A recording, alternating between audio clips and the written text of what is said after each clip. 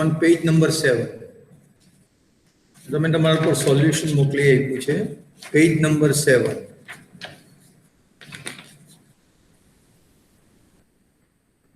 Yes એને જરા સીધું કરી દો એટલે પેલું પેપર સમજવામાં થઈ જાય.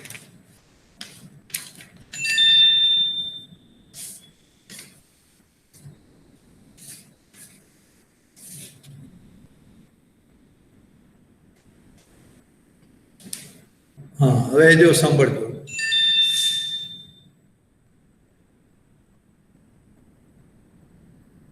યસ હા, જો શું લખ્યું છે વાંચો. ઇફ આપણે 23rd કે 24 આગળ અટકેલા હતા લાસ્ટ ટાઈમ. હા બસ 24 રવા દે. યસ 23rd આગળ ફિનિશ કરેલું. પેલું symmetric and skew symmetric matrix હોય, symmetric matrix A and B. હા sir, product minus BA skew symmetric ને પછી આ એક્ઝામ્પલ બી ગણેલું આપણે. Clear? x not equal to plus or minus 2.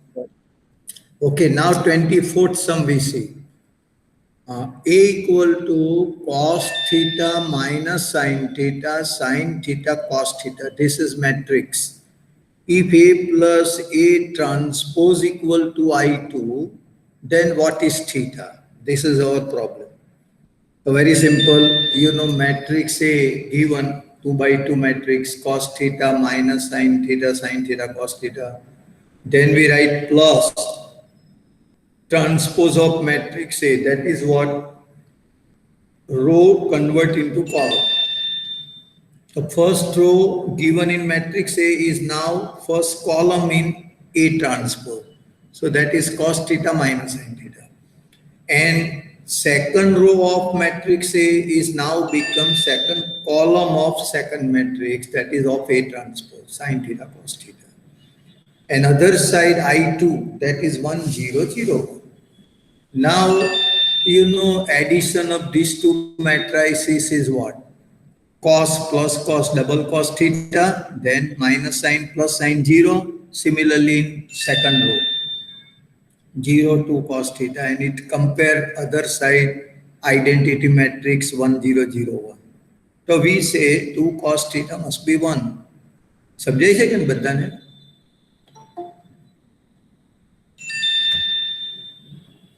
Yes sir. So now we say 2 cos theta 1, that means cos theta half. Cos theta half, it means cos theta equal to cos pi by 3. Obviously. And you know cos theta equal to cos pi by 3 means general solution theta equal to 2k pi plus or minus pi by 3. So there are 4 options given in your question number 24. The very first option is true. So option A is correct in this sum. Okay. Now go for 25th number. That is on next page. That is 25th sum. Yes. Wait here. If A matrix 2 by 2 matrix 4 3 minus 2 5 and second matrix B 2 minus 1 1 3. Then question is B inverse, A inverse and whole product inverse. See, very easy sum because you have no question to find B inverse, A inverse. Don't find, because its whole inverse means what? By applying property AB whole inverse, what we write? B inverse, A inverse. The same manner here we write last matrix A inverse, so A inverse inverse, and into first matrix B inverse inverse. And double inverse means, you know, same matrix. A inverse of inverse should be A, B inverse of inverse should be B. That means B, yes sir. we have to find only product AB. AB will find करना direct. हाँ, यही है वो, just application है. वो whole inverse को आपको पता है कि नहीं? नहीं तो कई बच्चे क्या ढूंढने पता चल जाए. AB whole inverse is equal to B inverse into A inverse. हाँ, ये फॉर्मूला यूज करना है. नहीं तो ये फॉर्मूला नहीं आती है तो वो क्या करेगा? B इनवर्स निकालेगा, A इनवर्स निकालेगा, बाद में प्रोडक्ट करेगा और जो आएगा उसका बाद फिर से इनवर्स निकालेगा, तो टाइम लगेगा. यहाँ कुछ है नहीं, ये भी ही पूछा गया है। अब प्रोडक्ट तो आपको आता ही है, first row select from first matrix and first column select from second matrix and corresponding elements make in product form 4 2s are 8 plus 3 that is 11. Then first row 4 3 again keep same and second column of second matrix you choose and again sum of product of corresponding element, that is 4 into minus 1, you know, minus 4 plus 3 3s are 9, it means 9 minus 4, that is 5. Same way, second row you can complete, taking first from first row, second row, first matrix, second row, and from second matrix, first column. So you get minus 4 plus 5 means 1. Again, similarly, minus 2, 5, product with minus 1, 3, that is 2 plus 15, so 17. So your answer is 11, 5, 1, 17 matrix. That is, option is capital A. Then you have asked one question in 26. Which of the following is correct? देखो मैं 4 statement पढ़ रहा हूं, इसमें मैंने नहीं लिखा है, आपको चेक करके बताना है कि कौन सा स्टेटमेंट ट्रू है। देखो, determinant is a square matrix, ये करेक्ट है कि गलत है वो बोलते जाओ, अंदर मत देखो, मैं जो पूछता हूं उसको सुनो, उसके मुताबिक जवाब दो। Yes sir. Determinant is a square matrix, ये करेक्ट है या रॉन्ग है? करेक्ट है सर। करेक्ट है, यानी कि डिटर्मिनेंट और मैट्रिक्स में तो आपने भेद ही नहीं पाया। डिटर्मिनेंट वही स्क्वायर मैट्रिक्स है? पंकज, नहीं समझ में आया आपको? डिटर्मिनेंट एक दूसरी टाइप की स्टोरी है और स्क्वायर मैट्रिक्स दूसरे। तो ये तो इसने लिख दिया कि determinant is a square matrix, वो कैसे होगा? नहीं होगा ना।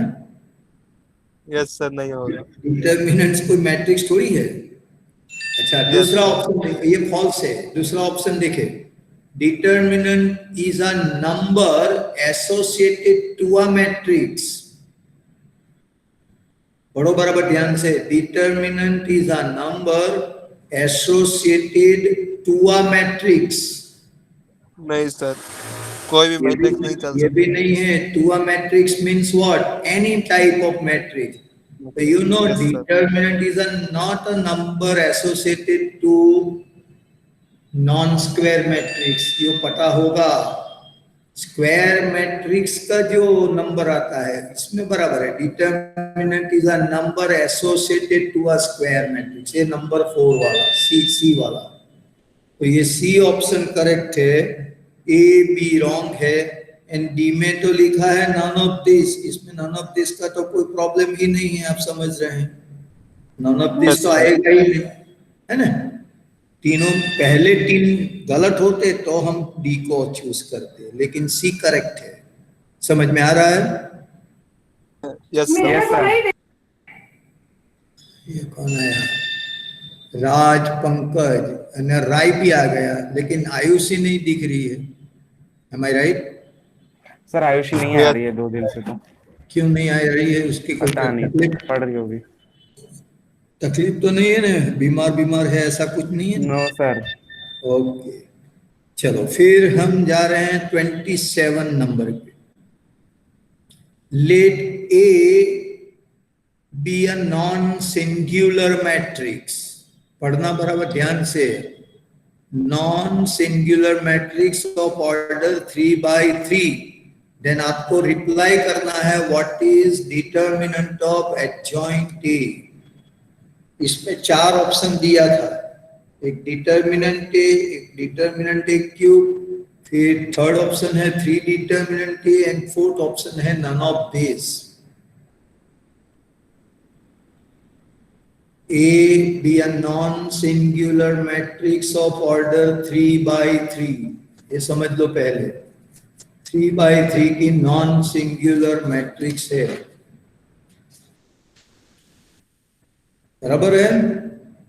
अब नॉन सिंगुलर है, इसका मतलब क्या होता है आपको पता होना चाहिए। सिंगुलर मैट्रिक्स हो तो उसका इन्वर्स नहीं मिलता है, मतलब कि डिटर्मिनेंट जीरो होता है। याद है कि भूल गए सब?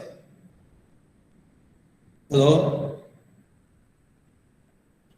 क्यों आवाज नहीं आती मेरी? आ रही है सर। तो क्यों जवाब नहीं देते? नहीं समझ में आ रहा है? सिंगुलर मैट्रिक्स का मतलब क्या है? उसका इन्वर्स नहीं होता है। डिटर्मिनेंट जब जीरो होता है तो मैट्रिक्स ये सिंगुलर बोला जाएगा।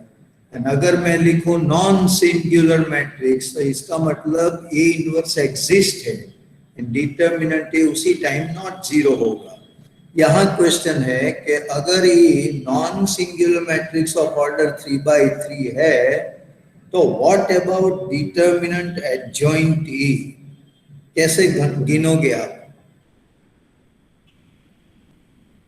बहुत आसान यस सर। तरीका। अब नहीं समझ में आ रहा है तो सॉल्यूशन मैंने आ रहा है बताया सर। देख लो। बहुत आसान है। Determinant adjoint A, determinant T square आएगा। कोई भी नहीं बच्चे बोलते। अपना मैट्रिक्स 3 by 3 है तो determinant of adjoint A determinant A का स्क्वायर होगा। अब आया यस समझ सर। में? हाँ अगर सर। अपना matrix A Yes, sir. 4 by 4 का हो, 4 by 4 का, एंड अगर आपको पूछा जाए डिटर्मिनेंट ऑफ एडजॉइंट ए क्या आएगा तो क्या जवाब दोगे? अभी तो आना चाहिए भाई। 4 by 4 की मैट्रिक्स मैंने ले ली, आपको फिर पूछा गया अरे मॉड ए क्यूब के बराबर होगा।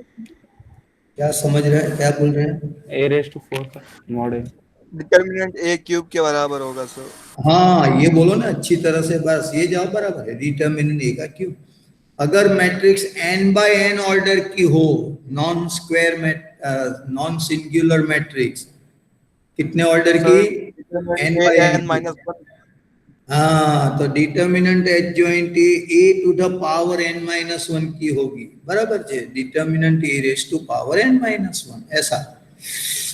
तो यहाँ कौन सा आंसर आएगा? नन ऑफ दिस वाला आएगा। देखो मैंने एक कैलकुलेशन करके बताया।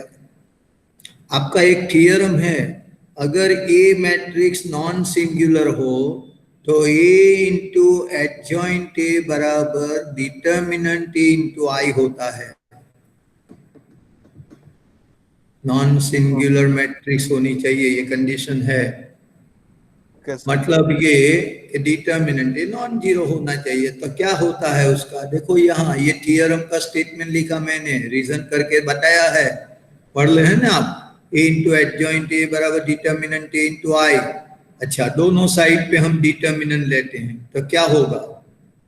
ये लेफ्ट साइड में डिटर्मिनेंट ए इंटू एडजॉइंट ए लिखो और राइट में डिटर्मिनेंट ए के साथ आइडेंटिटी मैट्रिक्स का प्रोडक्ट भी मैट्रिक्स ही आएगा, लेकिन डिटर्मिनेंट में कन्वर्ट कर लो, दोनों साइड डिटर्मिनेंट लेते हैं तो diagonal element all determinant A होगा और rest of the element zero होगा, बराबर है? Yes sir. हाँ, यस सर। अब लेफ्ट हैंड वाला जो है वो रूल है कि determinant of product of two matrix is product of their determinant. तो यही है determinant A into adjoint A. एक मैट्रिक्स है, एडजॉइंट ए दूसरी मैट्रिक्स है, उसका डिटर्मिनेंट निकालो तो ए का determinant into determinant of adjoint ए ऐसा होगा। एंड अदर साइड डिटर्मिनेंट का simplification he determinant A cube बताता है। अब दोनों साइड से डिटर्मिनेंट एक से डिवाइड कर दो क्योंकि determinant A is a real number. तो डिटर्मिनेंट ऑफ एडजॉइंट ए हो जाएगा determinant A cube by determinant A, तो स्क्वायर हो जाएगा ना डिटर्मिनेंट ए का। Yes sir. और वो ऑप्शन में नहीं Yes, दिया है, इसीलिए नन ऑफ दिस बताया है। Yes sir. अब 28 नंबर देखो। 28 में क्या लिखा है? बस यहां तक।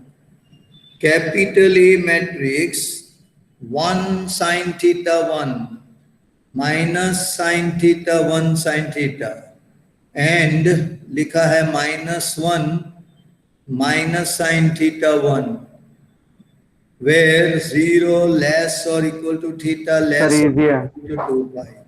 बहुत इजी है सर। तो आपको पूछा गया है then determinant of A is 0. Determinant of A belongs open to infinity. Determinant of A belongs open to 4 interval. या determinant A belongs to close to 4। तो ये आपको कैलकुलेट करना है, मैंने कैलकुलेशन करके नहीं दिया है क्योंकि सिंपल है आपके लिए। तो आप डिटर्मिनेंट ई ढूंढ निकालो पहले, all of you try on some page, जल्दी जल्दी कर लो, આવડશે તો બહુ અઘરું નથી। कैलकुलेशन कर जो डिटर्मिनेंट एस हो, तो मैंने ऑप्शन दिया ही नहीं है, टिक करके ही नहीं दिया है, आपको निकालना पड़ेगा क्या ऑप्शन करेक्ट है।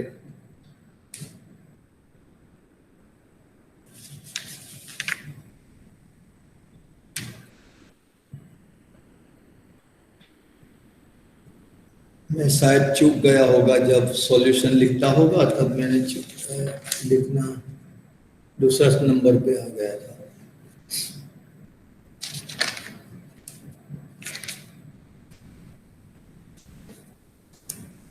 ओपन करके देख लो डिटर्मिनेंट क्या आता है सर पहले। कर रहे हैं। हाँ बस।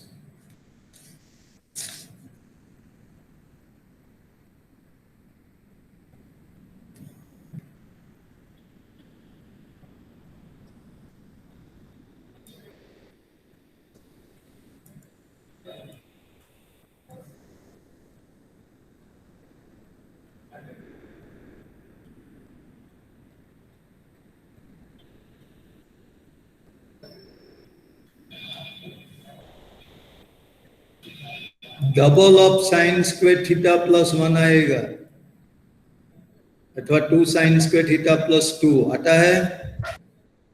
सर कर रहे हैं। अला डिटर्मिनेंट ओपन करने में इतना टाइम कहाँ से जाएगा। Sir 2 sine square sir. Plus 2। हाँ sir 2 sine square theta plus 2 sir. हाँ, अब साइन स्क्वायर थीटा का रेंज तो पता है आपको, क्या है sine square theta line between what to what. -5/2 से π/2 तो क्या लवाला करता है। -1 to 1 -1 to 1 sorry sir. -1 to 1 तो साइन थीटा हाँ। का है, साइन स्क्वायर थीटा बोलो। 0 to 1 0 ये हाँ, तो इतना भी नहीं समझ में आता है कि क्या करना है। साइन स्क्वायर थीटा लिखो 0 से 1 के बीच में, इसके बाद 2 से मल्टीप्लाई करो, हो गया 2 साइन स्क्वायर थीटा का इंटरवल 0 से 2 के बीच में। अब उसमें ऐड करो 2 ऐड करना कहा है, तो 2 ऐड करने से 2 साइन स्क्वायर थीटा प्लस 2 4 तो डी 2 से 4 के बीच में आएगा। मतलब के डिटरमिन ए की वैल्यू कहाँ आएगी, कौन सा इंटरवल। 2 से 4 बोलिए बोलिए। ओपन ब्रैकेट 2 से 4। ओपन ब्रैकेट, अरे भाई दोनों क्लोज आएगा। Sorry sir close. क्या दिमाग बिगाड़ता है तू, इतना सिंपल बात कर रहा है। ऑप्शन डी करेक्ट है, पता चला अभी। सब बोलो यस सर। Yes sir. अब 30 नंबर आता है, 29 नंबर आता है, पढ़ो बराबर ध्यान से। Area of triangle having vertices is what, ऐसा है। तो देखो यहां मैंने लिखा vertices of triangle A32, B812 and C11 8। तो पहला क्या निकालना चाहिए, कौन सी फॉर्मूला है एरिया निकालने के लिए। डिटर्मिनेंट में कौन सी फॉर्मूला है एरिया ऑफ ट्राइंगल। सर सब वो डिटरमिनेंट में 3 to 1 करके सबको करना, जो दो वर्टाइस दिए उसको सबको लाइन में लिख के फॉर्मूला बोलो नहीं। Area of determinant is given by mod D, half of mod D, ऐसा याद रखो, where D stand for determinant। अब डिटर्मिनेंट आप आराम से निकाल सकते हैं। चलो तो डिटर्मिनेंट ढूंढो पहले।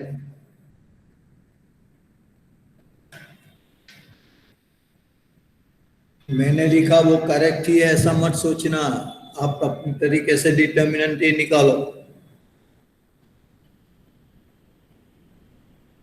तभी कैलकुलेशन आएगी आपको, नहीं तो भूल जाओगे।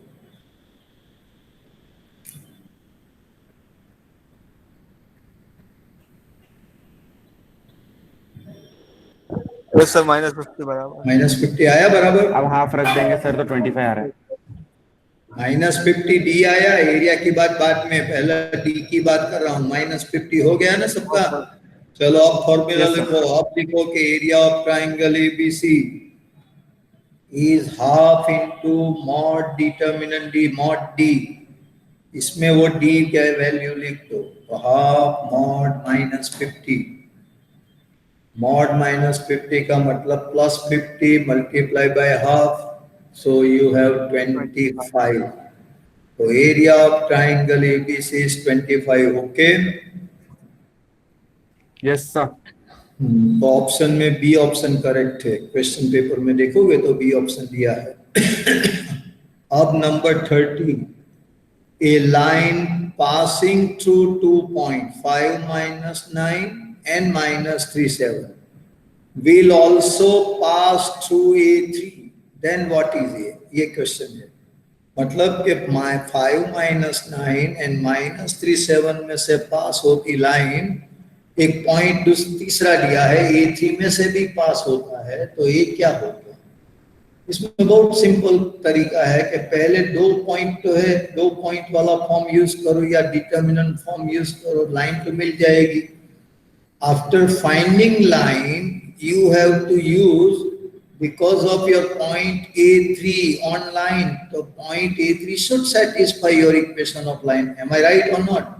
And when it satisfies, Yes, you sir. will get it. तो बस, तो ये पहले रफ आइडिया, रफ स्केच दिमाग में तैयार कर लो कि किस तरह से ये प्रॉब्लम सॉल्व करना है। तो पहले 2 पॉइंट्स का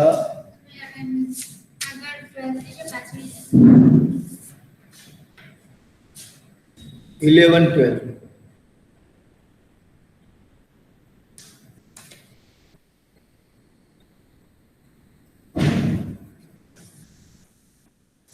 हाँ, तो समझिए आप। हाँ सर। पहला ये हुआ कि लाइन का इक्वेशन आपको याद आना चाहिए, डिटर्मिनेंट वाला फॉर्म। डिटर्मिनेंट x(y)(1), फिर होता है x1 y1 1, x2 y2 1 equal to 0 is the equation of line joining a x1 y1 and b x2 y2। याद आया अभी? कुछ रखते हाँ, नहीं। Yes sir. तो यहाँ जो 5 minus 9 है उसको x1 y1 समझ लो, और दूसरा पॉइंट -3 7 है उसको x2 y2 समझ के लाइन का इक्वेशन इस तरह लिखा जाएगा कि नहीं, जैसे मैंने लिखा। स्क्रीन पे देखो, line passing through 5 minus 9 and -3 7 is determinant x(y)(1), 5 minus 9 1 minus 3 7 1 equals to 0। हो गया बराबर, ध्यान में। अब x आ गया सर। हाँ, अब x इंटू करके -9 -7 तो -16 होगा। फिर -y इंटू करके 5 + 3 8 होगा। बोलिए बराबर है कि नहीं? प्लस 1 इंटू करके 35 minus minus plus and then -27। तो ये हुआ -16x -8y + 8 इक्वल टू 0। ये हुआ, देखो। अब थ्रू आउट -8 से डिवाइड कर दो ताकि वो नेगेटिव x नेगेटिव y वाला पॉजिटिव बन जाए। -8 से डिवाइड करो तो हो जाएगा +2x पहला वाला, इसके बाद +y होगा एंड -1 वो दूसरी साइड पे ले जाओ तो +1। तो देखो इक्वेशन आ गया 2x + y = 1। एम आई राइट? Yes sir. हाँ, ये इक्वेशन ऑफ लाइन है। अभी आपको पूछा गया, उसका आंसर दे सकते हैं। क्वेश्चन ये था कि जो लाइन ये 2 पॉइंट में से पास होती है वो तीसरा पॉइंट A3 में से भी पास होती है, मतलब कि उसका कोऑर्डिनेट भी इसका समाधान करेगा। तो मैंने वही अपनाया, वही किया कि y तो पता है ना हमको 3, तो y की वैल्यू 3 लिख दो। तो 2x प्लस 3 बराबर 1 में से 2x बराबर -2 हो जाएगा और x की कीमत -1। वही अपना पॉइंट A3 है, उसका x कोऑर्डिनेट जो A है वो -1 होगा। इसका मतलब ये, so that point A3 on this line must be -13 and therefore A is -1. Clear? So the correct option is B. Yes sir clear. अब आगे बढ़े नेक्स्ट पेज पे 31, बस 31 वाला ही, बस यहीं रुक जाओ। आप देखो, इफ D बराबर डिटर्मिनेंट दिया है 1 2 3 4 5 6 7 8 9, देन दूसरी साइड पर डिटर्मिनेंट दिया है 10 4 8 12 12 15 18 14 16 18 की वैल्यू क्या होगी, मतलब कि इक्वल टू व्हाट। तो option are given this way, D 8D 16D या 24D।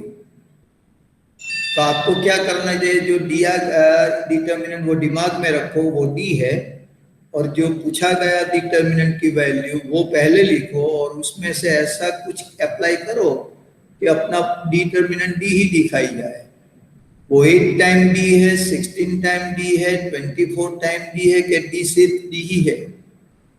तो आपको कहना है, बस आराम से करोगे।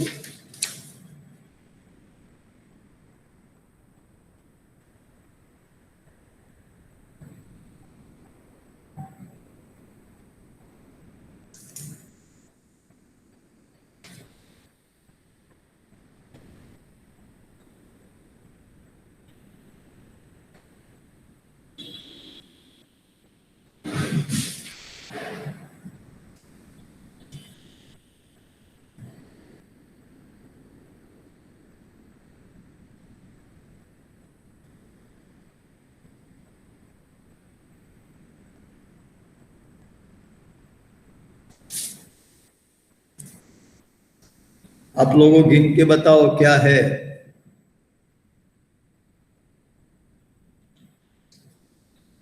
आज कौन सी डेट है? पहली तारीख तो ना था, दूसरी तारीख में मेरा नहीं, तीसरी तारीख में आज।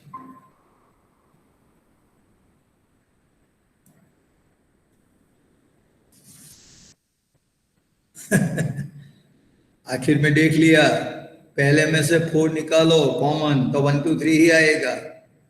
दूसरे में थे, दूसरी रो में से 3 निकाल दो बाहर,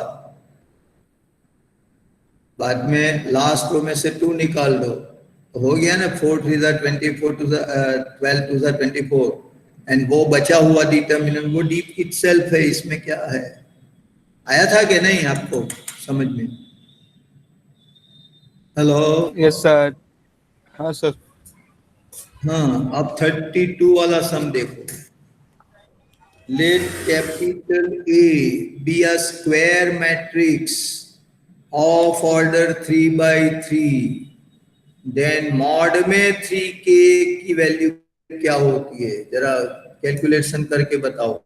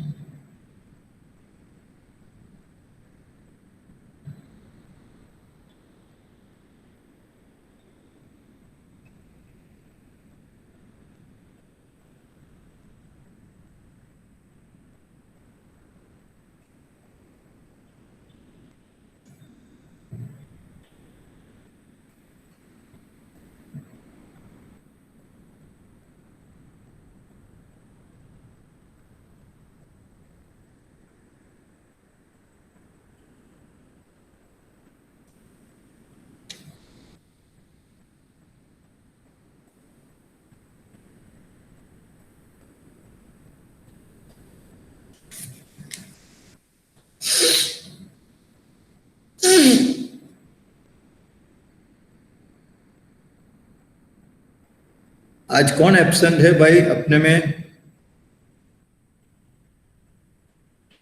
पंकज, हेलो।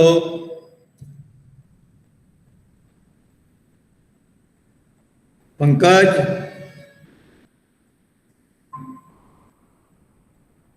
क्यों जाते आते रहते भाई राज? मैं तो यहाँ एब्सेंटी पूछ रहा हूँ, आपको पूछ रहा हूँ कि कौन प्रेजेंट है कौन एब्सेंट है। पंकज कहाँ चला गया?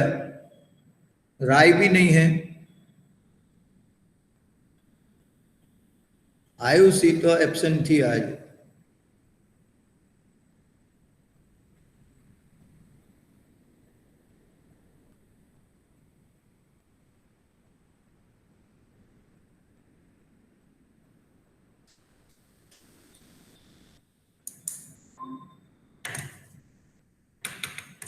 क्या भाई राय क्यों जा रहे हैं आ रहे हैं?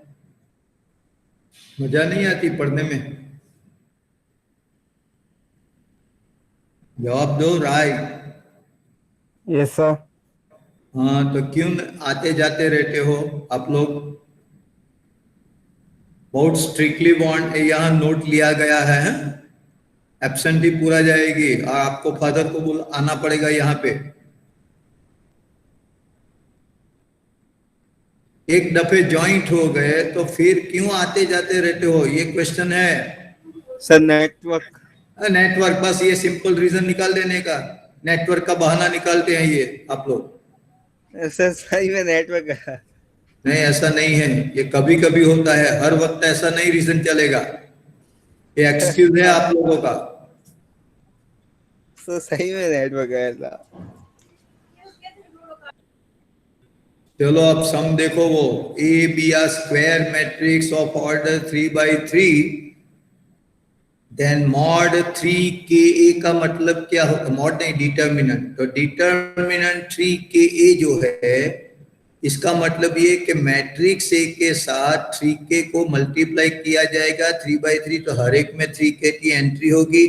अब जब हम डिटर्मिनेंट में कन्वर्ट करेंगे तो हर एक रो से हम 3k को कॉमन निकाल देंगे बाहर, तो बाहर कितना आएगा? 3k into 3k into 3k, and बाद में बचेगा डिटर्मिनेंट ए। तो उसका कैलकुलेशन होता है 27k³ डिटर्मिनेंट ए। तो ये ध्यान में रखो किस तरह से उसका आंसर दिया जाता है। आया समझ में? राइट। Yes sir. अब नया सम है 33rd नंबर, इसमें लास्ट वाला ही है। If A is a skew symmetric matrix of order 3 by 3, then determinant A is what? मतलब के स्क्यू सिमेट्रिक मैट्रिक्स हो एंड ऑर्डर 3 by 3 का हो, तो उसका डिटर्मिनेंट ए की वैल्यू आपको परमानेंटली याद रखनी चाहिए, 0 ही होगी। Always remember, whenever is skew symmetric matrix of order 3 by 3, then determinant A will be 0। अगर आपको प्रूफ चाहिए तो मैं दे रहा हूं, लिखो आपकी नोटबुक में, मैं बताऊं वो किस तरह से उसकी प्रूफ दिया जाए। कभी एग्जाम्पल में प्रूव दैट करके भी आ जाता है, तो कैसे आंसर दोगे? तो लिखो, मैं कुछ कह रहा हूं वैसे। बोलो, all of you ready? Yes sir. Yes sir. हाँ तो लिखो, let A B are skew symmetric matrix. 2-3 step में काम हो जाएगा। Let A B are skew symmetric matrix, therefore by definition A equal to minus A transpose। समझ में आया? कब Yes, हम sir. स्क्यू सिमेट्रिक मैट्रिक्स बोलेंगे कि A and A transpose matrix opposite होगी। चाहे A बराबर माइनस A ट्रांसपोज लिखो या A ट्रांसपोज बराबर माइनस A, दोनों बात एक ही है। लिख दिया A बराबर minus A transpose. Yes sir. अच्छा, अब दोनों साइड पे डिटर्मिनेंट ले लो। डिटर्मिनेंट A बराबर determinant minus A transpose. Left side वाला डिटर्मिनेंट यही रहेगा, और राइट वाले में क्या होगा? 3 by 3 का मैट्रिक्स है, तो ट्रांसपोज मैट्रिक्स भी 3 by 3 की होगी। हर एक में माइनस साइन है, तो 3 दफे माइनस बाहर निकालेंगे तो बाहर तो माइनस ही आएगा। तो देखो minus into determinant A transpose. आया समझ में पहले? Yes sir. अब देखो, अब आपको पता है कि डिटर्मिनेंट ए ट्रांसपोज का मतलब ही डिटर्मिनेंट ए है, दोनों सेम है। पहला थियरम डिटर्मिनेंट का, when we interchange rows and column into corresponding way then the value of determinant is unchange. याद होगा आपको? Yes sir. डिटर्मिनेंट ए में एंड इसके बाद डिटर्मिनेंट ए ट्रांसपोज निकालते हैं तो मैट्रिक्स ए का रो एंड कॉलम ही इंटरचेंज करते हैं करस्पॉन्डिंग वे। इसका मतलब दोनों डिटर्मिनेंट सेम है। तो अब हम लिखने जा रहे हैं डिटर्मिनेंट ए बराबर माइनस डिटर्मिनेंट ए। इसमें ब्रैकेट में रीजन ले दो कि determinant A transpose is as good as determinant A. अब दोनों को मिला दो एक साइड पे, तो ट्वाइस डिटर्मिनेंट ए बराबर क्या बचेगा? 0, यानी कि डिटर्मिनेंट ए वैल्यू 0। ये इसकी प्रूफ है। Okay sir. चलो आया? Yes sir. है ना? बढ़िया। Yes sir. इसी तरह से उसको सोचो डेली। लेकिन ये कभी ऐसा कोई पूछे, देखो ये कौन सा एग्जाम्पल आएगा, मान लो कि JEE में ये क्वेश्चन आ सकता है, तो इसमें थोड़ा ट्विस्ट करके पूछेगा कि if A is a skew symmetric matrix of order 4x4 then determinant A equals 2। तो उसी टाइम पे, रिमेम्बर, उसी टाइम पे 0 मत लिखना, क्योंकि जब ऑड नंबर वाली मैट्रिक्स हो, skew symmetric matrix odd order वाली, तभी डिटर्मिनेंट 0 होता है। इवन ऑर्डर वाली मैट्रिक्स होगा तो वो परफेक्ट स्क्वायर होगा। समझे आप? परफेक्ट स्क्वायर नंबर आएगा। Yes sir.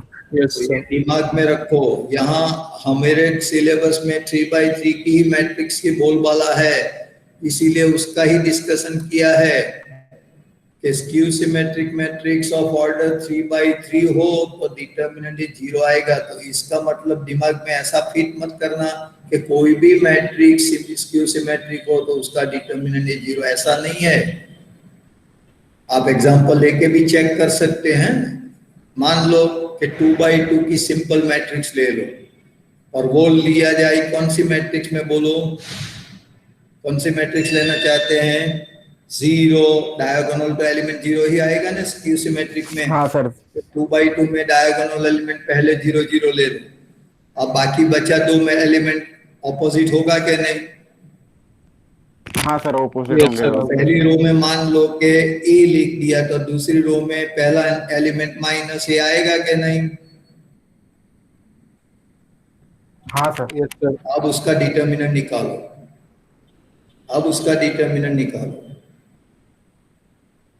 डिटर्मिनेंट का फॉर्म में लिख दो, डिटर्मिनेंट की तरह कैलकुलेशन कर लो, तो ए स्क्वायर दिखाई देगा, है कि नहीं? सर कर रहे। आया? हाँ सर। तो विच इज परफेक्ट स्क्वायर बोला जाएगा, which is a perfect square. Square है तो अभी अगर आप चेक करना चाहो घर पे तो आप 4x4 का मैट्रिक्स लेके भी चेक कर सकते हैं, इसमें कोई बड़ी बात नहीं है। आपको आपका ये क्वेश्चन आएगा कि मैं 4x4 का डिटर्मिनेंट कैसे निकालूंगा, तो वो जैसे हम 3x3 का निकलता है वैसे ही 4x4 का निकलना है। 4x4 का डिटर्मिनेंट बना के पहली ही रो का यूज करने का है। First element, forget all that rows and column, first row first column, and बाकी बचा तीन एलिमेंट वाला determinant, that is 3x3 order वाला।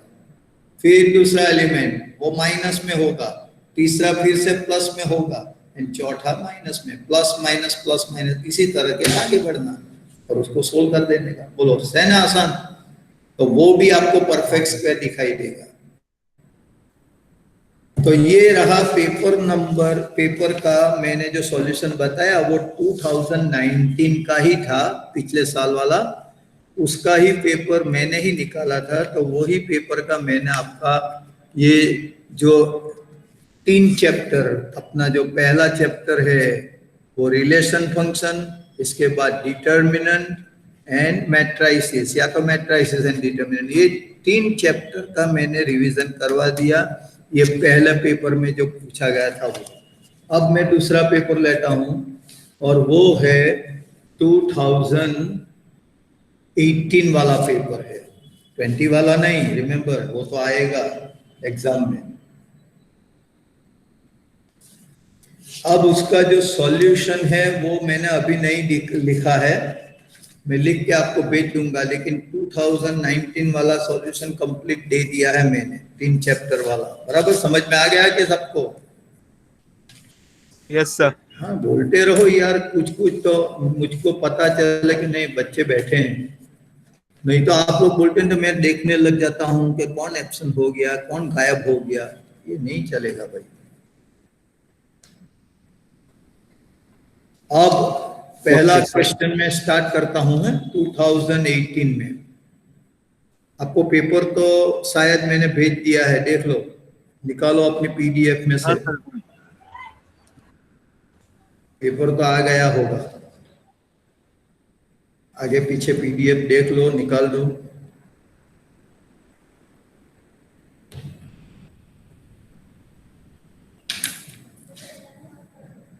टू 2018 वाला पेपर।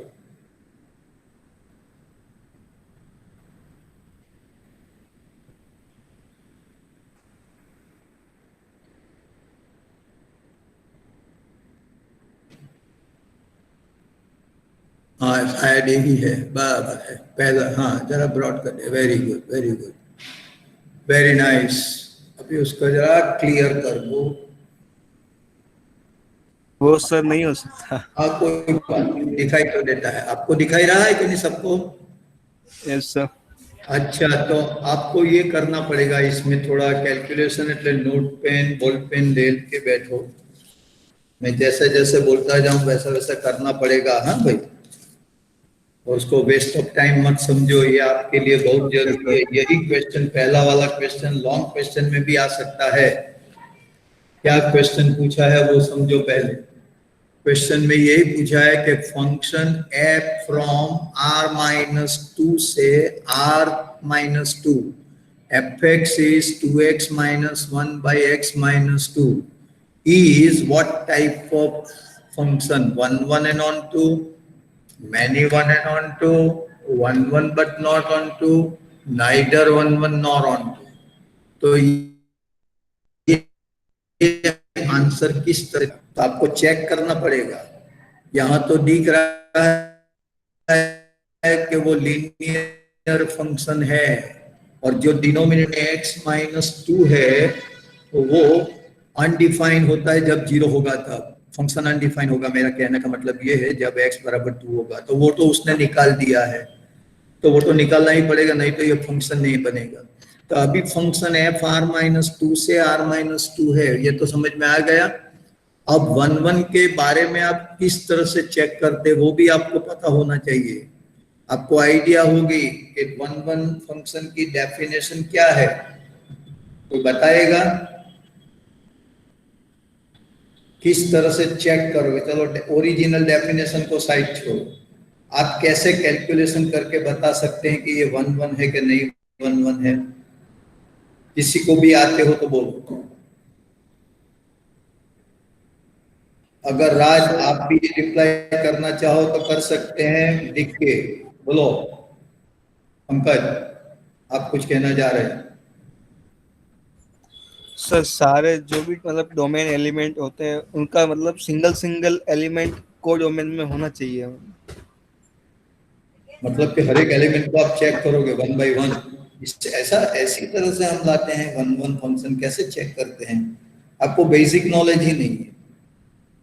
1 1 फंक्शन की डेफिनेशन को तो समझ लो कि आप नहीं याद होगी, ऑर्डर में नहीं लिखा जाएगी, लेकिन जो वर्कआउट हम करते हैं 1 1 फंक्शन बताने के लिए वो तो याद रहना चाहिए ना दिमाग में। तो क्या पढ़ते हैं आप लोग, घर पे बैठे ही रहते हैं? राइट, आपको याद है कि नहीं, वन वन फंक्शन किस तरह से बताया जाता है? इतनी सिंपल बात है, वो नहीं डिफरेंट है। वैल्यू पुट कर अगर सेम वैल्यू पुट करने पे आंसर हमेशा मतलब चेंज हो रहा है तो वन वन हो जाएगा। पुट करने से जब कौन सी वैल्यू पुट करोगे, ये तो दफोर, ये समझो डोमेन आर है, बिग सेट है। आपको दिमाग में आता है कि नहीं कि आर का पूरे पूरे एलिमेंट कहां से आप लेके लिखोगे यहां? उसकी टेक्निक है, तो उसी तरीके से सॉल्व करना चाहिए कि नहीं? राज, आपको पता है कि नहीं किस तरह से वन वन चेक करोगे? थोड़ी आउटलाइन लिखो, एक दो लाइन में। बहुत डिटेल्स नहीं मांग रहा हूं मैं, लिख के बताओ। मतलब कि आप सब डिब्बे ही है, घर पे करते ही नहीं कुछ।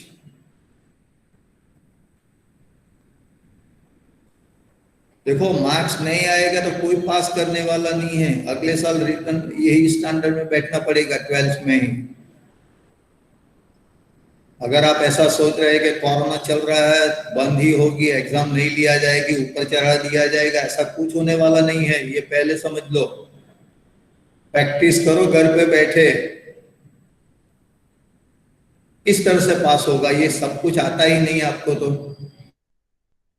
ये ओरिजिनल बाबत है कि भाई दो element x1 x2 belongs to domain F, ऐसा सपोज करेंगे कि fx1 बराबर fx2 है। fx1 बराबर fx2 जो इंप्लाइज करे x1 बराबर x2, तो वो फंक्शन वन वन कहा जाएगा। अगर वो नहीं होगा तो नॉट वन वन बोलेंगे। दूसरा क्या है? Let x1 x2 belongs to df। DF मतलब डोमेन एफ। लिखना शुरू किया, बोलो यस नो बोलो। Yes sir. एक भी बच्चा बोलेगा नहीं कि यस सर मैं स्टार्ट कर रहा हूं। कौन स्टार्ट कर रहा है?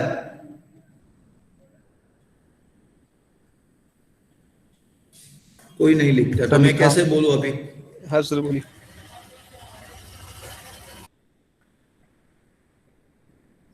अच्छा तो लिखो, late x1 x2 belongs DF. DF का मतलब डोमेन है। Such that F of x1 बराबर एफ ऑफ x2। देयरफॉर करके एफ ऑफ x1 की वैल्यू लिखो अपने तरीके से। एफ एक्स तो दिया है, इसमें से एफ एक्स वन निकालो और लिख दो वहां पे। दूसरी साइड पे एफ एक्स टू की वैल्यू, मतलब कि एक्स की जगह एक्स टू लिख के लिखो। एफ एक्स वन की वैल्यू क्या होगी, बोलो, बोलते जाओ। बोलोगे तो पता चलेगा आप करेक्ट लिख रहे कि नहीं, नहीं तो गलत लिखते जाओगे आप। x1 sir f of x। हैं? તો સમજ નથી પડતી આને તો. આ પંકજ તો તદ્દન જ ડફોળ લાગે, બધું ગમે તેમ જ બોલ્યા કરે છે. fx1 ભલા fx માં x ની જગ્યાએ x1 મૂકીને લખને 2x1 minus 1 upon x1 minus 2 ऐसा बोलो ने। और अदर साइड होगा fx2 की मतलब 2x2 minus 1 bye x2 minus 2।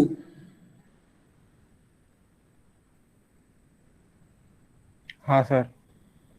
और दोनों साइड क्रॉस प्रोडक्ट करके सिंप्लीफाई करो। दोनों साइड के cross product sir two X 2x1 one X minus two 1 into x2। Sir cross product 2x1 x2 हाँ। Minus 4x1 hmm. और फिर माइनस x2 हम्म। Plus 2। बराबर, ये लेफ्ट साइड वाला। अभी हाँ राइट साइड वाला इसी तरह से देखो, बोलते जाओ। सर इसमें पहला 2x1 x2 hmm. 2x1 x2 is equal to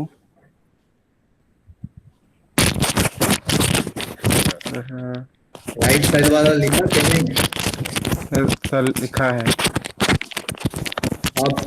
अब क्या हुआ final?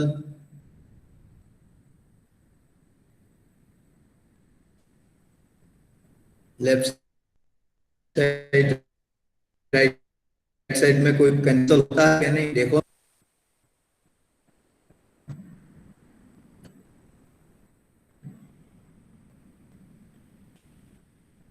To X one X two cut होता है, उसी टाइप पे टू भी कट हो जाता है दोनों साइड से, फिर बचता है सिर्फ minus X two minus four X one left side में, और राइट साइड में minus X one minus four X to.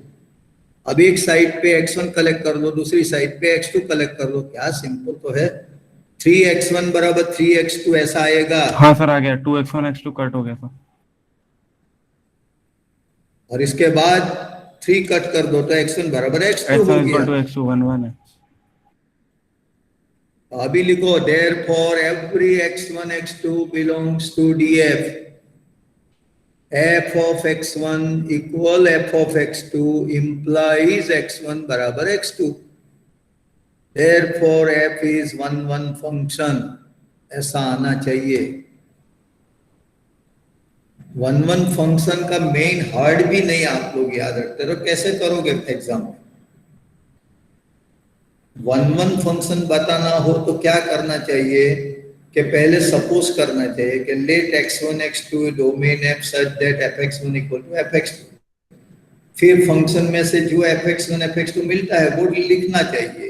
इसके बाद सिंप्लीफाई करके देख लेना चाहिए कि x1 बराबर x2 आता है क्या नहीं, आएगा तभी तो 1 1 होगा, नहीं आएगा तो कौन बोलेगा 1 1 उसको, इतना तो दिमाग में आता है ना। अब ये ऑन Yes, टू sir. भी है क्योंकि linear function 1 1 and onto है ही, तो ऑन टू कैसे है उसको किस तरह से बताओगे, बहुत लंबा चौड़ा बात है इसमें भी। तो आपको पहले y बराबर एफ एक्स सपोज करना चाहिए। चलो लिखो, आपको तो कुछ याद नहीं होगा। Let x belongs to r minus curly bracket 2 comma F X बराबर दिया गया है ना 2x माइनस 1x माइनस। अब लिखो therefore y बराबर, लिखते हो ना आप लोग, यस लिखते सर। हो। हाँ, तो y बराबर 2x minus 1 upon x minus 2 where y equal to F X. अब आपको सिंप्लीफाई करके x की वैल्यू लानी है, क्रॉस प्रोडक्ट करके सिंप्लीफाई करो पहले। तो लेफ्ट साइड में क्या आएगा, राइट बोलते जाओ,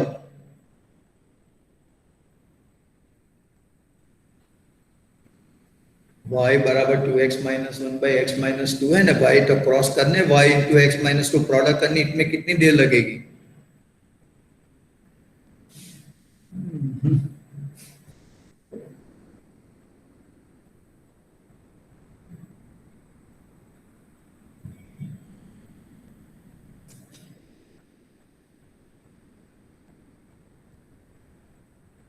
क्या होता है बोलो,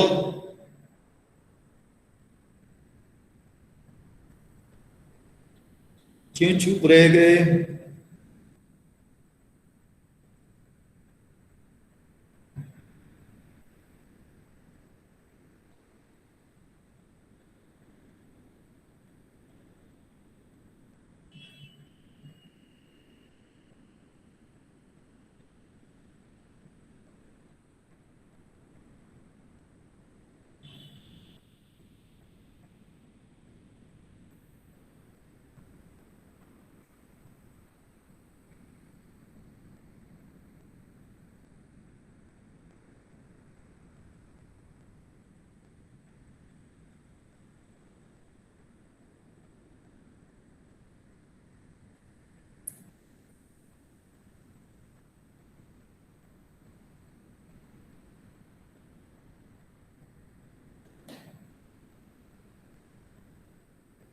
क्यों बंद रह गए पंकज। Yes sir. हाँ यस सर, कलाक लगी બેહી રહી છે, કેલ્ક્યુલેશન કરે જ કે નહીં। करे थे सर। કેટલી વાર લાગે। y બરાબર 2x minus 1 upon x minus 2 cross product करो, xy minus 2y equal to 2x minus 1, फिर x को वन साइड पे कलेक्ट करके x निकालना है, तो xy माइनस 2x बराबर 2y माइनस 1 करो, बराबर ऐसा आता है कि नहीं। xy minus 2x equal to 2y minus 1 आया।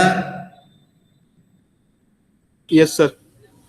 अब xy minus 2x में से x कॉमन निकाल दो तो क्या आएगा अंदर, y minus 2 आएगा ब्रैकेट में, उधर 2y minus 1 है तो x बराबर 2y minus 1 upon y minus 2। ये जो नंबर आया है x वो डोमेन f में ही होगा। अभी डोमेन f देखे तो r माइनस करली में 2 है, तो हमको बताना पड़ेगा कि ये जो x है वो 2 नहीं है।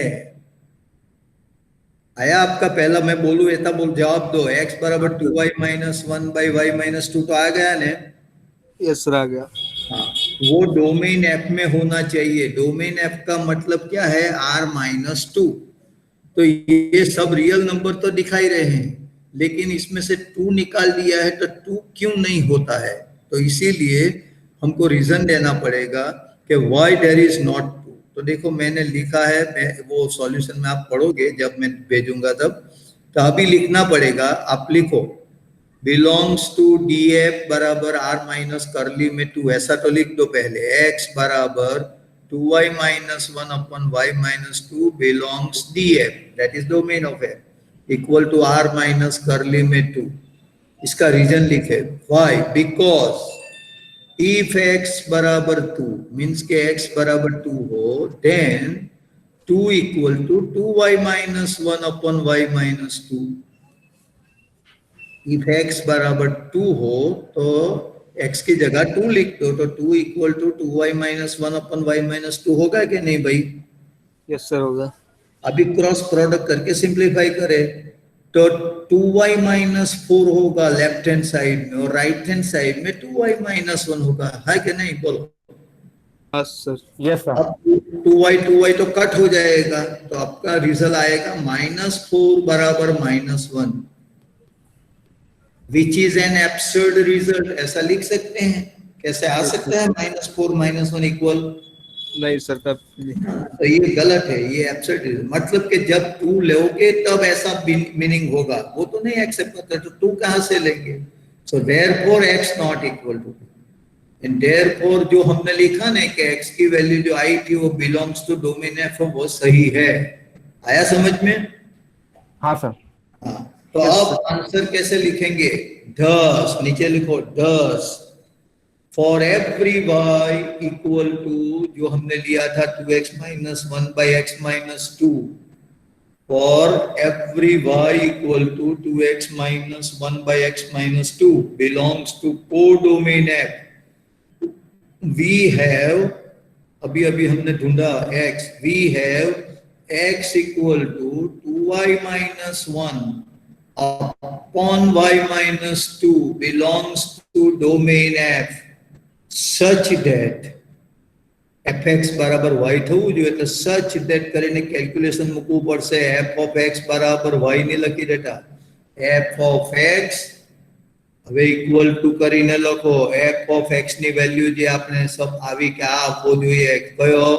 2y minus 1 upon y minus 2, એટલે f of 2y minus 1 upon y minus 2। હવે એની કિંમત પેલી આપેલી ફોર્મ્યુલા પ્રમાણે શોધી કાઢો।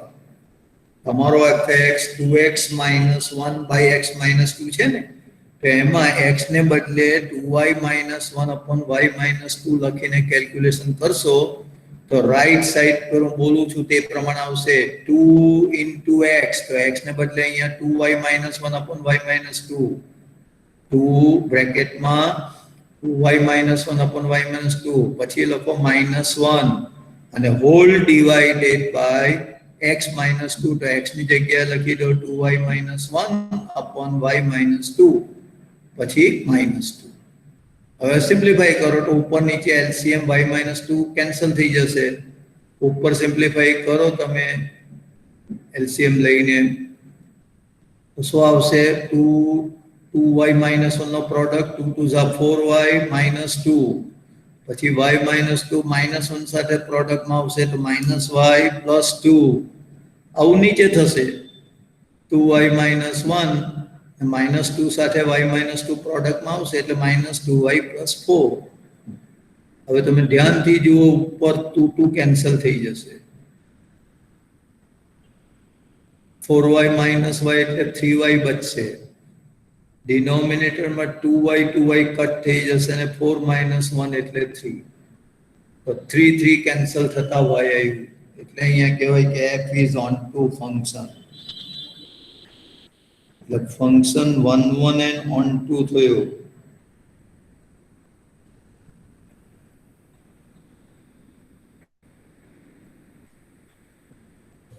યસ સર, ક્લિયર થયો.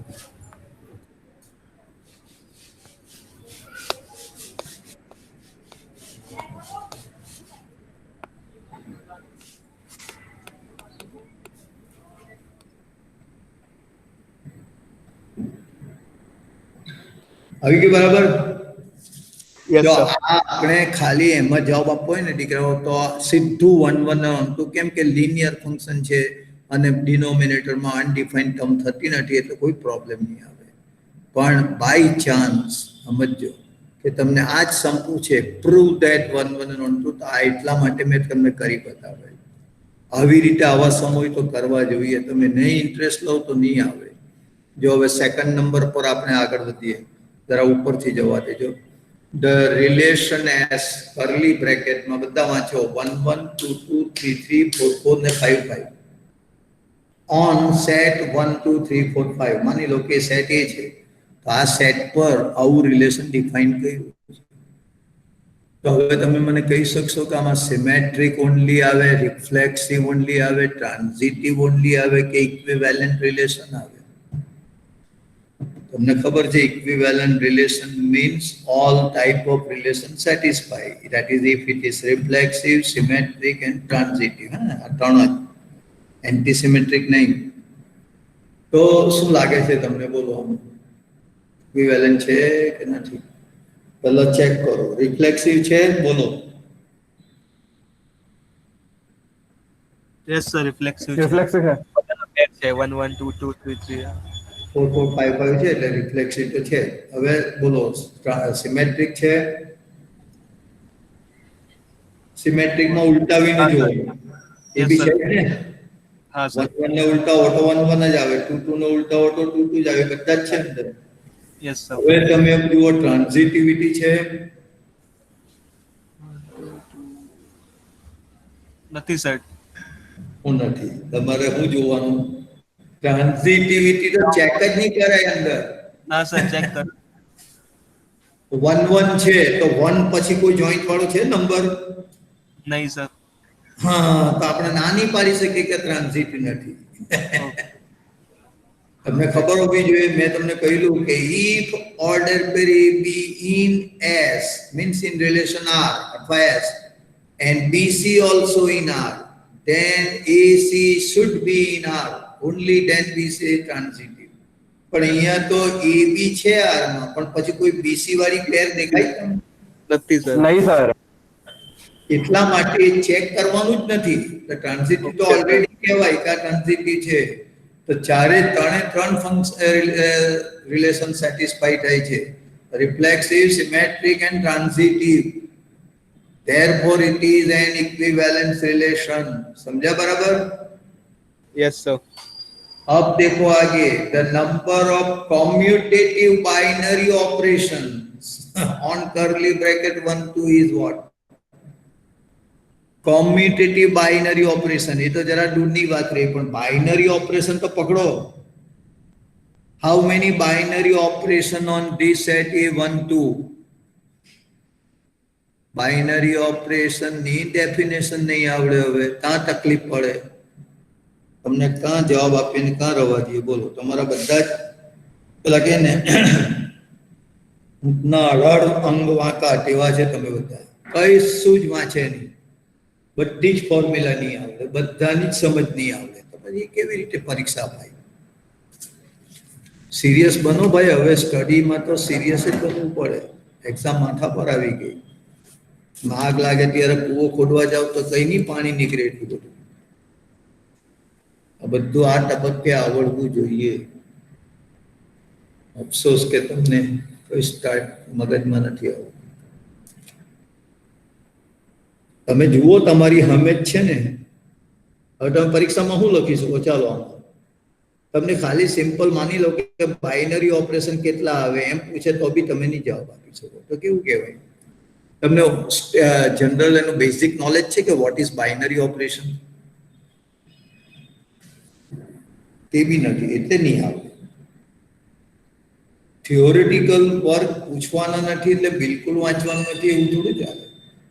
હવે તમને બાઇનરી ઓપરેશન ઉપર ક્વેશ્ચન પૂછ્યો અને બાઇનરી ઓપરેશન શું છે એ તમને નહીં દિમાગમાં હોય તો કેમ ચાલે?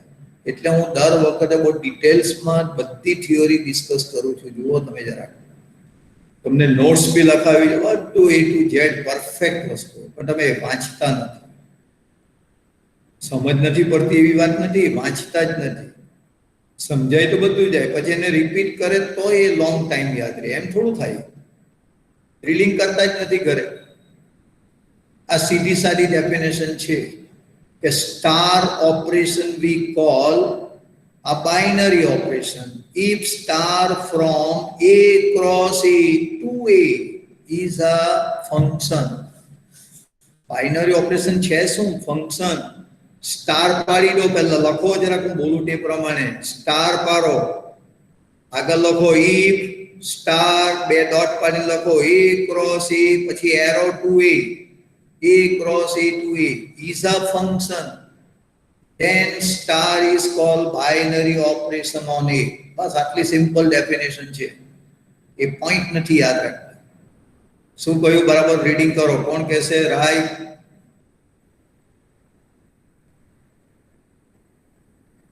હું કહ્યું તે તમે લખ્યું ખરું કે નહીં? એ વાંચી બતાવવાનું છે.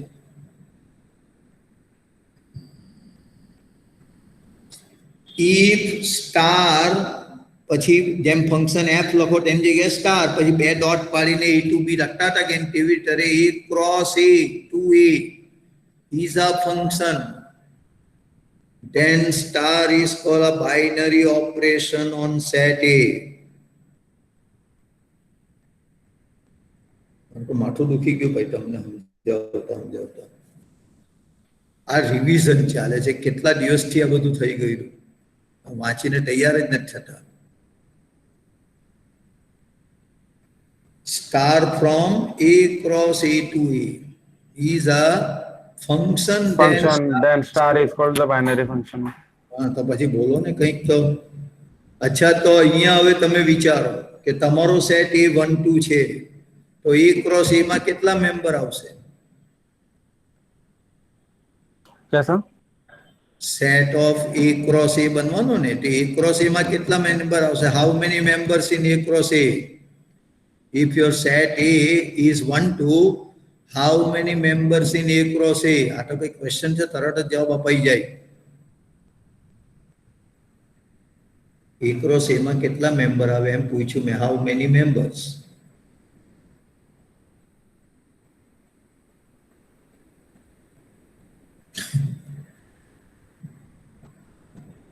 A cross A કરીને જુઓ ને. A બરાબર 1 2 તો A cross A લખો. આવડે છે કે નહીં કાર્ટેશિયન પ્રોડક્ટ?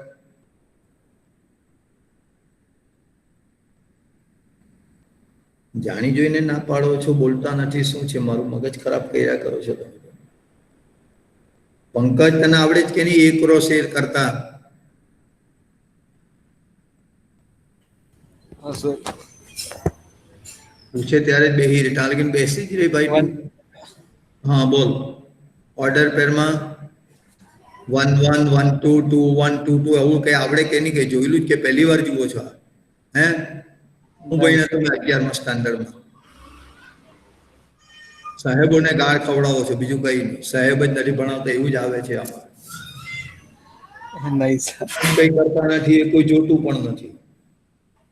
એરો ગેરો શિક્ષકો ઉપર આવી જાય કે ભણાવતા નથી. હું ભણાવતા નથી? આટલું બધું ઘાટા પાડી પાડીને સમજાવે તો તમને અક્કલ નથી દોડતી કે તમારે સ્ટડી કરવો જોઈએ? અમારી વેલ્યુ ઘટાડો છો તમે બધા. સેટ A બરાબર 1 2. હવે A cross A કરતા કેટલી વાર લાગે? 4 મેમ્બર આવે એટલું તો ખબર પડે કે નહીં? How many elements in A cross A? There should be 4 elements. હવે A cross A માં 4, A માં 2 છે. Star from A cross A to A consisting A cross A consisting 4 member, A consisting 2 member. So how many function like this A cross A to A? So obviously 2 raised to 4. 2 no power 4 થાય એટલે 16. So there are 16 binary operation on set A. Now question is how many commutative binary operation? So you have to write A cross A set 1 1, 1 2, 2 1 and 2 2. તો આની અંદર commutative pair કઈ 1 1 એ commutative pair કહેવાય કે ઉલટ સુલટ કરું તો એ જ આવે 1 1. પછી 2 2 પણ commutative pair કહેવાય ને 1 2 ને ઉલટાવો તો 2 1 ને 2 1 ને ઉલટાવો તો 1 2. એટલે 1 2 2 1 ને બંને ભેગી કરીને તમે એક પેર બોલી શકો commutative. તો આવી રીતે ત્રણ જ પેર મળે. So there are 3 pairs 1 1 2 2 and 1 2 or 2 1 are satisfy commutative law. Hence total number of commutative binary operation must be 2 raised to 3. Actually 4 pairs are there, but all are not commutative. 1 1 commutative, 2 2 commutative. હવે 1 2 એકલી commutative ના બોલે 1 2 સાથે 2 1 લો તો જ commutative બને. 2 1 આટે 1 2 લો તો commutative pair બને. એટલે 1 2 ને 2 1 એક જ pair ગણવી પડે. Then it is commutative. So there are 3 pairs. We say 3 pairs commutative.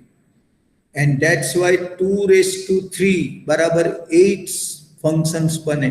એટલે આમાં 8 પર ટ્રીક આવે 16 પર નહીં. 16 is total number of binary operation અને 8 is commutative binary operation. Okay. Now number 4. Write down number 4. Look at it on screen. If A star B equal to AB by 5 on Q plus जरा ऊपर जावा दे પેલું વચ્ચે ઢંકાઈ જાય છે. હા બસ. On Q plus એટલે on positive rational number. એટલે A and B are positive rational number. એમ સમજજો. Then the inverse of 25 for star a function ની symbol લખાઈ ગયેલો એ printing mistake છે બધી. તો for star what is the inverse of 25? If A star B equal to AB by 5 on Q plus એમ સમજાવેલું છે. So you know inverse exists when identity exists. તો પહેલા તો તમારે identity element શોધવો પડશે. What is the identity element in star? એટલે આપેલું જે છે સ્ટાર ઓપરેશન એમાં આઈડેન્ટિટી એલિમેન્ટ શોધવો પડે ને પછી આપણે એનો ઇન્વર્સ શોધશું. તો હવે આઈડેન્ટિટી ને આપણે ઈ વડે બતાવીએ છીએ. વી ડિનોટ આઈડેન્ટિટી એલિમેન્ટ બાય ઈ. યાદ આવતું હશે તમને, આવે છે ને? એટલે ઈ સપોઝ કરીએ બી the identity element in Q plus with respect to given star operation. Then A star E equal to A and E star A equal to A. આમ થવું જોઈએ. તમે લખતા જાઓ તો આ બધું સમજ પડશે. એમને હું બોયલા કરે તો બધું ઉપરથી જતું રહેશે.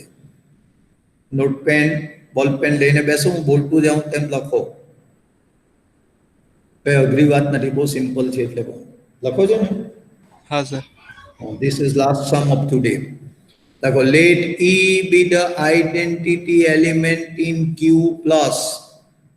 Let E be the identity element in Q plus with respect to star. Then A star E equal to E star A. આ definition છે. કે જો E identity element હોય કોઈ આપેલા સેટ ઉપર, A star E બરાબર A અને E star A બરાબર પણ A થવું. આવ્યું બરાબર બધાને સમજમાં? Yes sir. હવે લખો ટેકિંગ A star E બરાબર A. આ લઈને આપણે શરૂ કરીએ અને E શોધીએ. A star E બરાબર A એમ ટેકિંગ કરીને હવે બોલો A star E માટે શું લખવાના? AB by 5 જગ્યાએ AE by 5 એમ આવશે કે નહીં?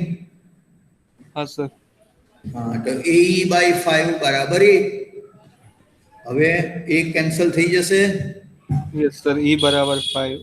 E બરાબર 5. હવે આ E બરાબર 5 આવ્યો એ આઈડેન્ટિટી કહેતા પહેલા આપણે પેલું ચેક કરવાનું E સ્ટાર E બરાબર પણ એ થવું જોઈએ ને. ત્યાં E બરાબર 5 મૂકો તો 5 સ્ટાર E બરાબર શું થાય? તો ફોર્મ્યુલા પ્રમાણે 5A/5 થાય ને આપેલી ડેફિનેશન પ્રમાણે સ્ટારની. A સ્ટાર B બરાબર AB by 5 એ ડેફિનેશન કહેવાય સ્ટારની અત્યારે.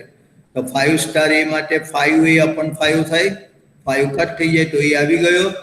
તો E સ્ટાર E એટલે 5 સ્ટાર E બરાબર પણ એ આવે છે. A સ્ટાર E એટલે 5 સ્ટાર E બરાબર B. એનો મતલબ કે 5 is the identity element in Q plus. જો એકમાંથી મળ્યું ને બીજાને સમાધાન નહીં કરે તો એક્સેપ્ટ નહીં થાય. એ બધું આવી ગયું છે. આપણે બહુ બધા સમ ગણ્યા છે આના ઉપર બી. તો એ તમારે ધ્યાન રાખવું જોઈએ. તો અહીંયા આવી ગઈ વાત કે 5 મને આઈડેન્ટિટી મળી ગઈ. બરાબર? Yes sir. Yes sir. હા, હવે આપણે શું કરીશું?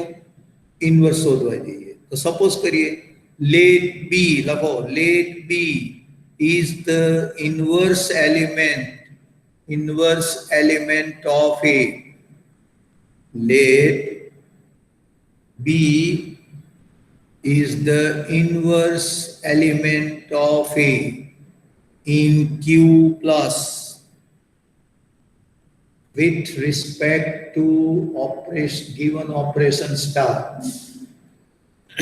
Let B is the inverse element of A in Q plus with respect to given operation star. હવે તમને યાદ હોવું જોઈએ કે B જો ઇન્વર્સ ઓફ A હોય તો શું આવે છે ડેફિનેશન? કે A સ્ટાર B બરાબર આઈડેન્ટિટી અને ઉલટું કરો B star A also identity. આપણી પાસે આઈડેન્ટિટી 5 આવી છે એટલે નીચે લખો therefore A star B equal to 5 equal to B star A. હવે કે નહીં બોલો? A star B equals to 5 and also equal to बोलो B star A. सर अब देखो टेकिंग કરીને એક લઈએ આપણે તો જ આપણને ખબર પડે ને B. તો લખો ટેકિંગ A star B બરાબર 5. હવે ગણીને કહું શું આવે? B બરાબર આવી આપો.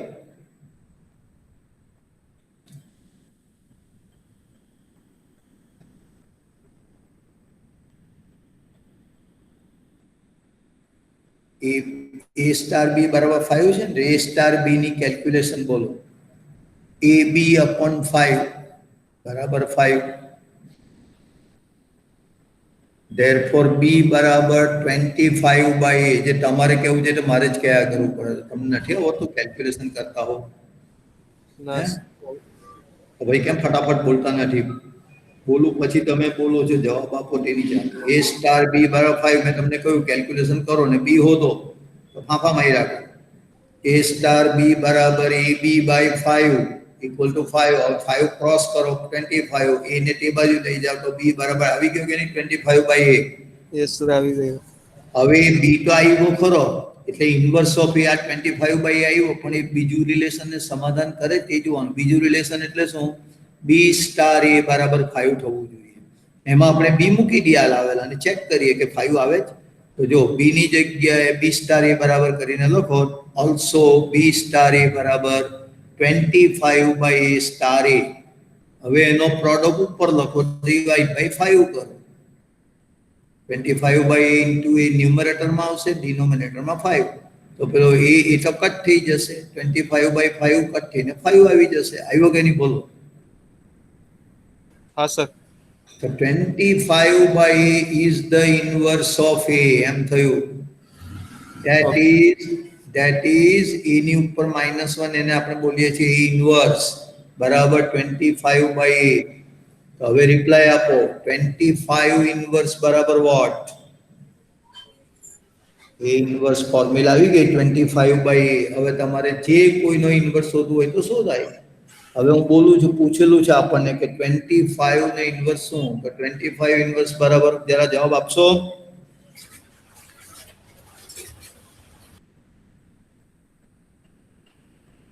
કેમ ફાંફા મારતા થઈ ગયેલા? એનો ઇન્વર્સ શું લખ્યો તમે? પંકજ બોલતો ભાઈ. એ ઇન્વર્સ લખ્યું ખરું કે ખાલી હા જ કર્યા કરો તમે? ના સર 25 એનો હા, તો એ ઇન્વર્સ બરાબર આપણે 25/a લખ્યો. હવે ત્યાંના 25 ઇન્વર્સ મેં પૂછ્યું તો હું કલાક લાગે એમાં? એ સર એની જગ્યાએ 25 મૂકવાનું. ડફોડો આવડે કે નહીં એટલું? 25/25 એટલે 1 વળી હું ફાફા માર્યા કરે વગરના છે તદ્દન. એ ઇન્વર્સની ફોર્મ્યુલા આવી ગઈ કે 25/a. પછી તમને પૂછે છે સાહેબ કે 25 ઇન્વર્સ કેટલા, તો એની જગ્યાએ 25 મૂકવાનું, તેમાં હું ફાફા મારે. હવે પૂછું 10 નો ઇન્વર્સ શું આવે? 10 ઇન્વર્સ પર સર બોલીએ બરાબર છે. 25/10 એટલે 5/2. હવે તમને પૂછે 100 નો ઇન્વર્સ. 100 ઇન્વર્સ શું બોલે? 100/25 100 બાય કે 25/100? 25/100 તો 1/4. યસ સર તો મંગ છે હે દોસ્ત, તમે બરાબર ધ્યાનથી નથી સ્ટડી કરતા. આટલું ઇઝી હોય ને તેને હાર્ડ બનાવી દો. હા કેમ કે તો સિરિયસ નથી લેતા. સિરિયસલી સ્ટડી કરો ને તો જ આ નહીં બધું સર, આવે. બધું શું છે મેસઅપ થઈ ગયું સર. હે? આ બધું સર મેસઅપ થઈ ગયું, મતલબ હા, જતું રહ્યું. એ નહીં હા, ચાલે ને ભાઈ. એટલે જ તમે કહીએ વારંવાર કે તમે એને ટચઅપ આપ્યા જ કરો. તમે જેટલી વાર કોન્ટેક્ટ કરો ને સ્ટડી કરો ને તો એ સારું આવે. સમજ્યા? સર કેટલું કરે પણ થોડું બહુ તો મતલબ લોસ થઈ જ જાય કે તો પણ તમારે હવે બધું લોસ ને તમારું જરા તારા બી નથી. જો મેં તમને 1 અને નોન 2 ની વાત કરી તો તે તમારું લોસ. તમને મેં રિલેશનની અંદર વાત કરી તો તેમાં હવે થોડું ઘણું આવડ્યું. આ બાઇનરી ઓપરેશન આગળ પહેલામાં આપણે વાત કરી. બધી ફોર્મ્યુલા અને ડેફિનેશન તમે ભૂલી ગયા. હવે પ્રશ્ન તો આવા જ પૂછવાના ને એક્ઝામમાં. હવે જો આ 5મો સમ બી એવો જ આવે છે. હવે જો 1 ઇન્ફિનિટી ટુ 1 ઇન્ફિનિટી ને fx બરાબર 2 x into x minus 1, then find f inverse x. હવે fx આપેલો હોય તો f inverse x કેમ શોધવો તે આવડવું જોઈએ. ત્યારે જે આવે કે તમે જે ઇઝી 2-4 સમ ગણ્યા હોય તે જ કઈ થોડા આવી જવાના ભાઈ. એટલે એ તો કરવા જ પડવાનું. યસ સર એટલે આના પરથી આ બધું તમને ચેક કરી બતાવવાનું કારણ એટલું કે તમને થોડી આઈડિયા આવે કે આપણે હજુ ઘણું બધું કરવાનું છે. સ્ટડી જે તમે કર્યો હશે નો ડાઉટ વાંચતા બી હશે, પણ ઉપર છેલ્લું નોલેજ તમારું આવે છે એ નહીં ચાલે. સમજાય ને આખી વાત? એટલે પરીક્ષામાં તો આવા જ બધા ક્વેશ્ચન આવીને ઉભા રહેશે ત્યારે તમે શું જવાબ આપશો બોલો? એટલે એના સંદર્ભમાં બધી તૈયારી કરો. ચાલો ત્યારે હવે આપણે મંગળવારે એટલે ટ્યુઝડે આપણો ટર્ન આવશે મેથ્સનો, મારો પોતાનો. ત્યારે આપણે મળીએ પાછા. બરાબર? Okay okay sir okay. Thank you all. Okay तो thank you, bye. Bye by.